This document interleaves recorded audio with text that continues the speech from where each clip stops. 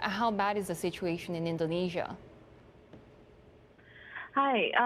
The situation is very bad. I mean, it's pretty much the worst in the world. We see new cases, 50,000 a day, and also because vaccination is so low, less than 10% of the population is covered. We're looking at fatalities really shoot up. You know, you've got about 1,200 people dying every day now, and with the cases going so quickly, that number is definitely going to rise. We usually see fatalities follow infection surges by about 2 to 4 weeks. So you're going to see fatalities get worse, especially because the hospitals are overwhelmed.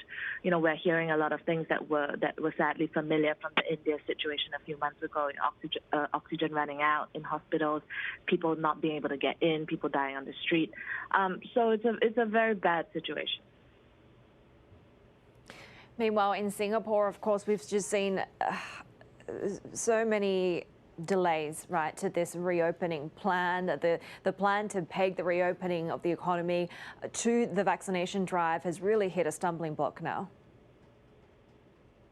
It has, and it's quite an interesting contrast, really, between Indonesia and Singapore. I mean, on the one hand, you have Indonesia already talking about easing curbs in a week when the situation is so bad. On the other hand, Singapore, you know, has gone back into what we would define as really near lockdown type of conditions. You know, cases have risen there, but you're talking about triple digits, right? And I mean, barely anyone has died. Not many people are in critical condition. The mindset is so extremely conservative compared to that mindset in Indonesia, which I think is a bit worryingly relaxed.